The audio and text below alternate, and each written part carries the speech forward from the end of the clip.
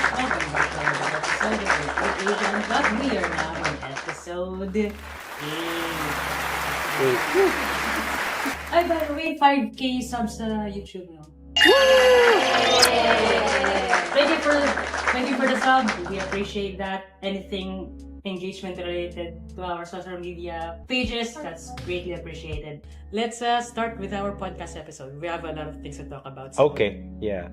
Cool. So number one, it says, what does mental solitude mean for freelancers and why is it important? mental solitude, since like what we mentioned earlier, regardless if you're working at home or working in the office, there's still a part of you that will feel burned out or stressed out because of maybe the amount of work, or maybe you have a workmate na medyo because realistically we will meet people na medyo mas maugali, or maybe you have like, how do you keep your Is this loneliness? Is it what I mean? kasi freelancing in a very vague or general idea, we usually work at home, self-employed. Yes. How do we keep our focus or our mental state na positive when we are working at home or working in an office like us? So I think the question is, why is it important, right? What solitude means, it's when you find peace when you're alone. You're alone, Yes. yeah. So how do you when you're working at home, let's say for best example, you're working alone, how do you keep the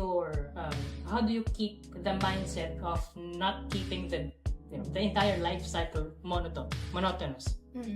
I think that's based on what I perceive to it. How do you mental solitude is how you stay positive despite of being alone most of the time, working or living at the same time. And the importance of it, kasi when we are working, regardless of what kind of work that is, physical labor or corporate, two of our most valuable assets are our physical body and our mind. So that's the number one resource that we use when we work, regardless of what kind of job that is. So I think the importance of having mental solitude is, it's like a double-edged sword, not in a bad way. You will practice on how you stay positive when you're working alone, to the point that you can translate it when you're working with a team. PMA, positive mental attitude. Again, positive mental attitude. If you think that that's absolute BS, I'm the one who's talking, so Comment down below. It's likely is. But yeah, I think that's one of the importance of mental solitude. So, since we're freelancers, we get to work at home alone. So, for me, to keep me sane from working alone at home, I usually listen to music while I'm working. Because when you're in an office, you can't really do that unless it is allowed. But what I do at home when I work, so I just listen to music during my shift, and then it made me feel relaxed and comfortable and also entertained, because it's really hard to work alone at home. You need to think of something that will make you busy aside from working, your mind. So what I did, music. So it's really hard to work at home because not all of us has a work-worthy house. Minsan we have small kids or toddlers at home. But not everyone can work with music though, because they feel less focused. Sensory overload. Yes. But for me, I prefer it, especially when I'm alone, I'm not with someone, so I just put my buds on. Kasi wala namang kakausap sa akin, so yeah, that's one way to keep relaxed when you're to maintain your mental solitude, whatever that word is. Why is it important, Kayla? Why do you think having this really solid mental state matters? because when you work at home or when you work in an office, the difference is when you're in an office, you get to work with your group, your team, your team. But the difference is, since freelancing, we're virtual assistant, mag-isa lang tayo sa bahay. And it is really hard to stay positive all the time, especially when you're alone.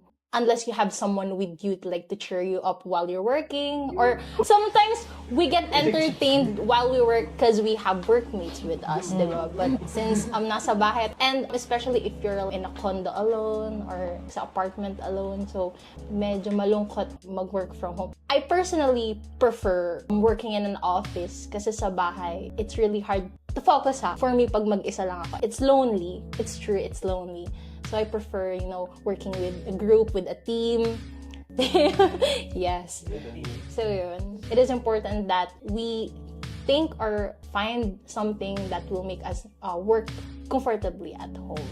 And also, the most important thing is our, peace of mind. Okay, well, yeah, regardless, how do you avoid burnout and stay focused sa tasks? Well, it's not for everybody, but I do have a routine for myself. Well, as someone part of the LGBT community, I always make sure that I look good. It is something very important that before I go to work, I make sure I put on some makeup, some lip balm, make sure I present myself well in front of the computer. Yeah. I love it. I use that thing or so that I'd be able to make myself feel confident. And at the same time, even though I'm not really facing the client or my workmates face to face, it's like you're facing the computer and you just have to pretend that it's a person and then you're beautiful. Nakaka-boost ng confidence. Parang may transition siya from life to work, which is yung pagpuputon ng makeup. Kasi merong mga work from home, when they wake up straight back to work na agad. Walang preparation, like yung... Walang transition. Walang transition from life to work.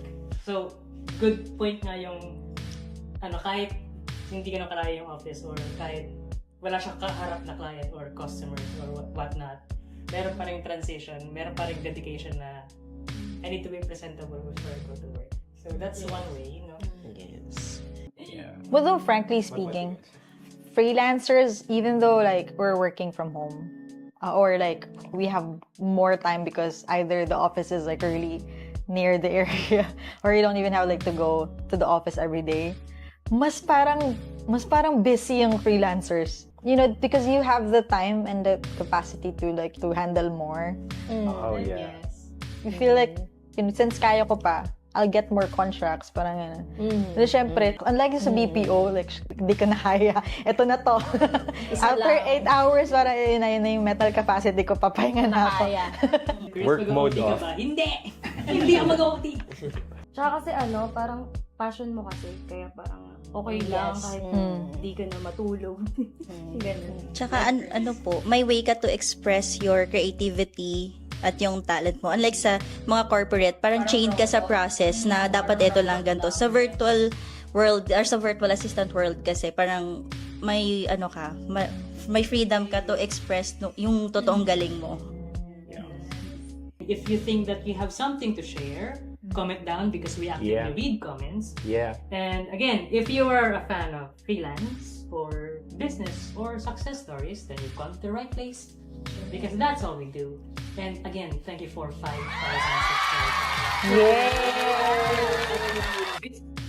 We will not be able to continue this podcast without your support. And thank you again for clicking on our video. If you think this podcast will help someone, maybe you have a friend that's having a hard time, you can share this with them. Yeah. You can save this on your playlist if you ever you want to rewatch this. And you can also see the links of this episode on our Facebook Links page. below. Yeah, links below. Facebook page as well. Meron tayong Instagram. We have Instagram pages as well. And I will put the hotline numbers for mental health support hotlines on the description. Make sure to visit it if you need it. And talk to a friend. Touch some grass. If your HR is Joseph, don't talk to them. Talk like. Bye, guys. All right, thank you. Bye-bye.